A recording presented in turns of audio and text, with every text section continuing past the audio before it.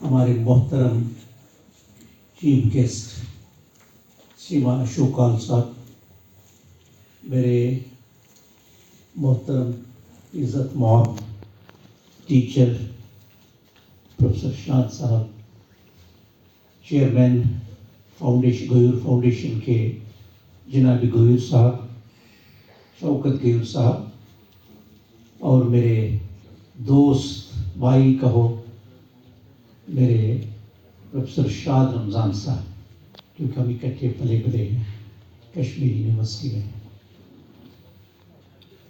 کہتے ہیں جو تیغِ جفا سے بسمل نہیں ہوتا وہ الفت کے شہیدوں میں شامل نہیں ہوتا۔ آپ سب حضرات کا تو میں I acknowledge all of you because I cannot individually take names of all the literary figures here, administrators and others, so please excuse me for that. یہاں پر کئی لوگوں نے اپنے خراج تحسین پیش کیے محترم اور مرحوم غلام رسول سید غلام رسول غیور صاحب کے لیے، لیکن میں چاہتا ہوں کہ ان کی پرسنالٹی جو ہے اس کو ایک سانچے میں، ایک پرسپیکٹو میں، ایک نظریے میں ڈال کر دیکھا جائے۔ آپ سب لوگ یہاں بیٹھے ہیں، بڑے انجوائے کر رہے ہیں، آزاد ذہن ہے اس وقت، کوئی تھرٹ نہیں ہے، لیکن میں ان حالات میں آپ کو لے چلتا ہوں دو لائنیں بول کر، جن حالاتوں میں غیور صاحب جی رہے تھے۔ یہ کتنی دیر میں اتنا اندھیرا ہو گیا، قدیمی بستیاں اجڑی ہوئی سنسان گاؤں بھی، شہر ویراں پڑا لٹ کر ہوا کھنڈر بسیرا بھی، سیاسی آڑ لے کر کچھ جوانوں نے بدل ڈالا ادب کا خاص چہرہ اور وہ کشمیر کھو گیا۔ All of us were threatened, all of us, irrespective of our religiosity. اور ایسے حالاتوں میں ایک آدمی مسلسل جنگ لڑ رہا ہے، اپنے قلم سے، اپنی زبان سے، اپنے اخلاق سے، اپنے دورے سے ہمت کر کے، اور انہی کو 2005 میں شہید کر دیا گیا۔ ساتھیوں میں ایک انٹرسٹنگ بات بتانا چاہتا ہوں جو کئی لوگوں کو معلوم یہاں نہیں ہے، لاسٹ ٹائم بھی ہم اس کا تھوڑا سا مینشن کیے ہیں، لیکن میں آپ کے سامنے بتانا چاہتا ہوں۔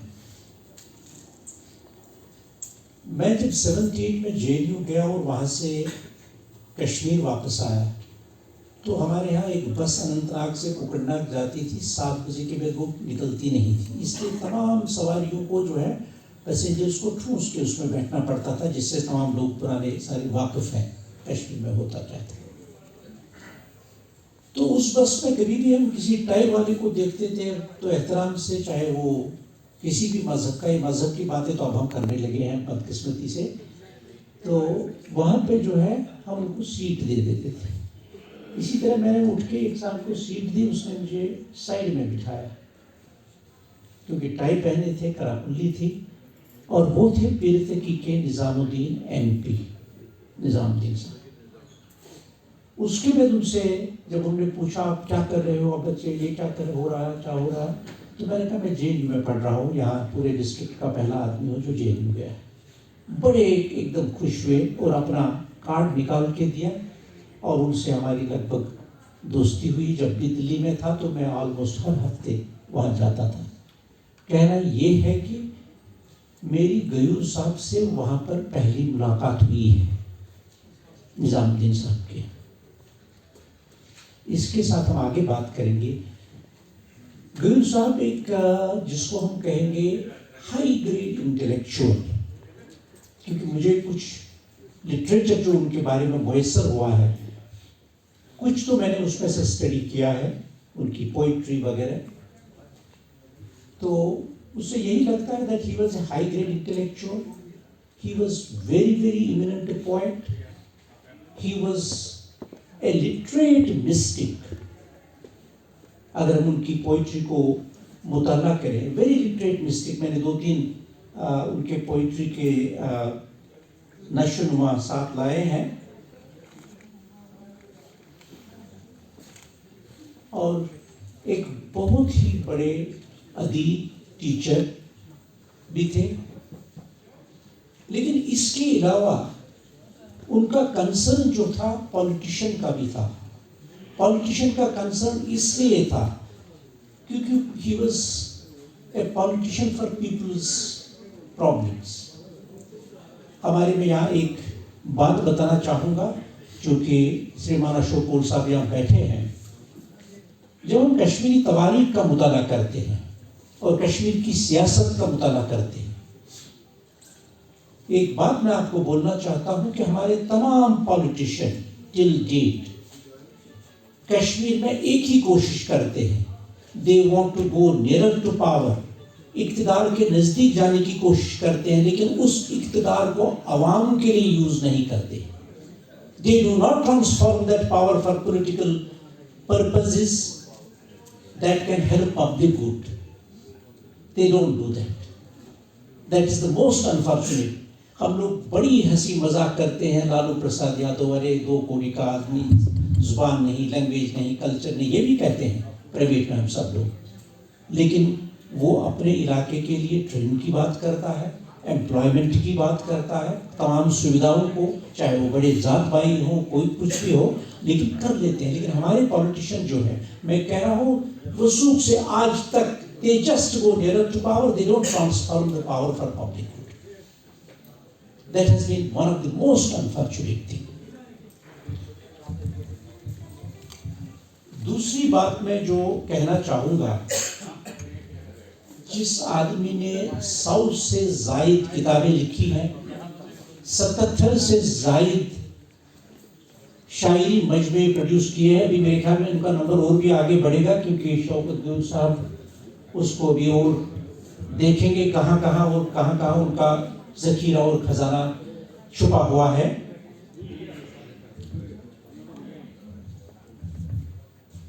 میں یہی کہوں گا کہ انہی کی ایک لائن ہے، تیرے علم و محبت کی نہیں ہے انتہا کوئی، نہیں ہے تجھ سے بڑھ کر فطرت میں نوا کوئی. ایک بہت بڑے عالم، ایک بہت بڑے مسٹک، اور ان کی صوفی شاعری کو اگر دیکھا جائے، جب ہم نے سیاست کو برطرف کر دیا تو اس سے آپ لوگ مستحق ہو جائیں گے میرے خیالات کے ساتھ. کیونکہ صوفیوں کے جو ہے 3 کیٹیگریز، 3 ورائٹیز ہوتی ہیں: علماء آخرت، علماء سو اور علماء دنیا. میں یہ کہوں گا کہ اگر ان کو کریکٹرائز ہم کریں گے علماء دنیا کشمیر کے، تو یہ غلط نہیں ہوگا. ان کی شاعری کسی بھی خیال میں، آپ پوری شاعری کو دیکھیں اور ٹٹولیے، وہ جامی اور اقبال سے کم نہیں ہے. لیکن ہم لوگ کو ایک انفیریٹی کمپلیکس ہم لوگوں میں رہتا ہے. میرے ساتھ ایک بار ہمارے حاجنی صاحب، پروفیسر حاجنی جو ہے، ٹریول کر رہے تھے دلی میں، تو کناٹ پلیس سے کروڑ باغ جانا تھا. میں ان کے ساتھ تھا. وہ کنڈکٹر کو بولے، صاحب ہمارا چھوٹا سا ٹکٹ دیجیے. اس نے کہا صاحب چھوٹا کیا دے دوں، بڑا کیا دے دوں، ٹکٹ تو ٹکٹ ہے. پھر حاجنی صاحب بولے دیکھو یہ ہمارا کمپلیکس، انفیریٹی کمپلیکس رہتا ہے، ہم خلوص سے، نرمی سے بات کرتے ہیں. ہم ٹکٹ کو بھی کہتے ہیں تھوڑا سا ٹکٹ دے دو.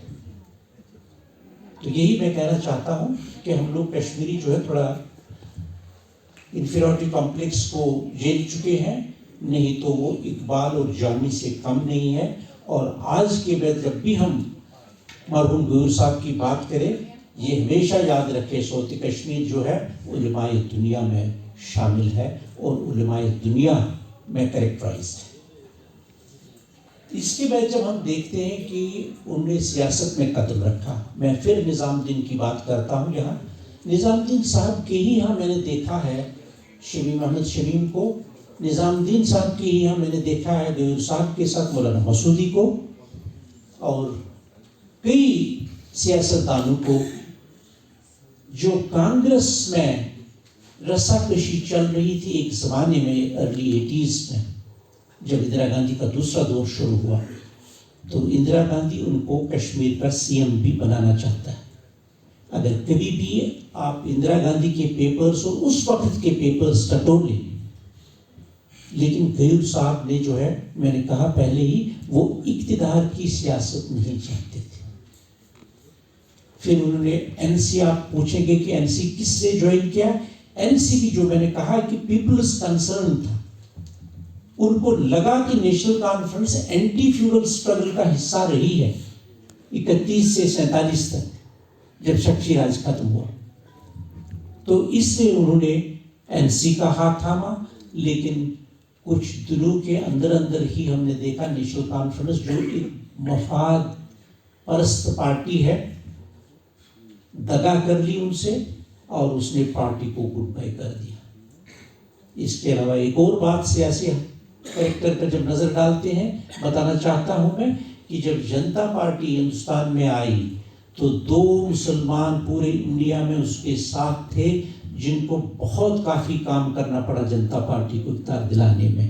کشمیر میں چیف کمپینر غلام رسول غیور اور ریسٹ آف انڈیا میں بابو الدین جو ٹریجرر بھی رہے جنتا پارٹی کے اس موقع میں، اور آئین مارکیٹ میں ان کا کوارٹر رہا کرتا تھا جہاں غیور صاحب بھی جاتے تھے. لیکن سیاست کو انہوں نے چھوڑا اور اس کے بعد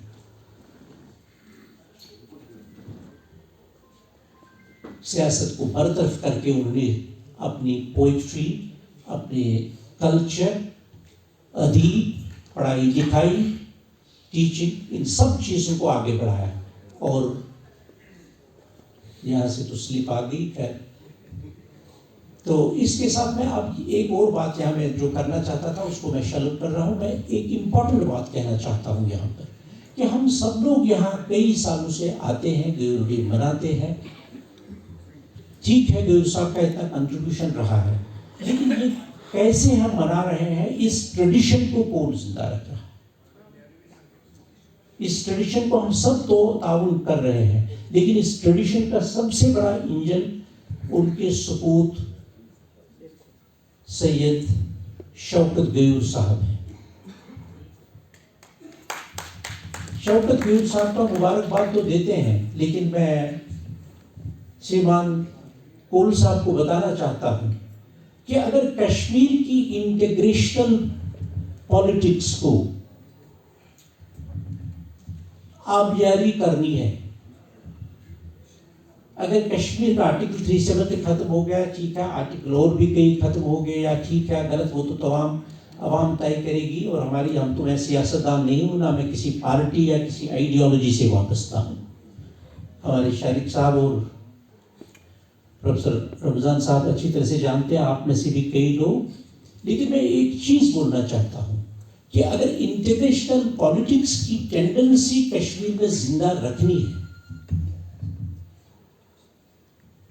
تب ہم سب کو یہ ضرور ریکویسٹ کرنی پڑے گی جو اقتدار میں اس وقت ہے، ان کے جو ریپرزینٹیٹیو یہاں پہ اشوک کول صاحب،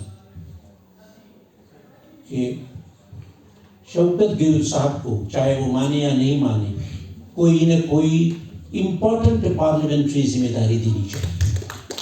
اگر آپ میری بات سے مستفق ہیں تب تالی بجائیے زور سے.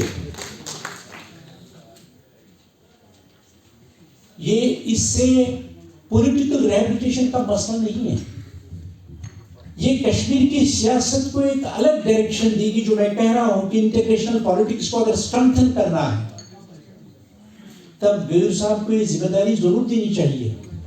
کیوں دینی چاہیے؟ کیونکہ انہوں نے کیا کیا نہیں جھیلا ہے.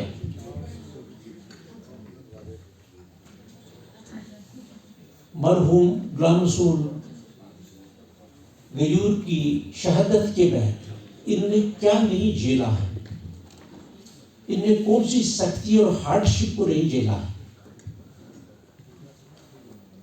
اس لیے میں یہ بار بار اپیل کرتا ہوں اس منچ سے، اس اسٹیج سے، کہ کول صاحب کو، کہ جہاں تک کول صاحب کی ایکسیس ہے اور ایکسیسبلٹی ہے، وہاں تک یہ بات ضرور پہنچائیے کہ اگر انٹیگریشنل پالیٹکس کشمیر میں اسٹرنتھن کرنی ہے تو that message should go to the public if Mr. Shaukat Gayoor is given a responsibility, be that in the parliament, in the Rajya Sabha, in any other capacity, but he should be given that responsibility because he is the most appropriate person to carry forward the legacy of communal harmony and integrational politics.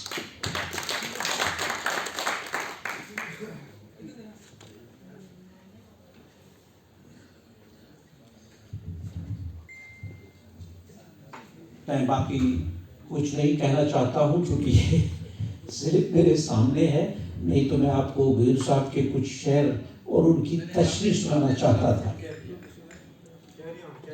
جیسے ان میں آپ دیکھیے کہ جب وہ صوفی بن گئے، جب انہوں نے صوفیزم کا مطالعہ کیا تو وہ کیا لکھتے ہیں؟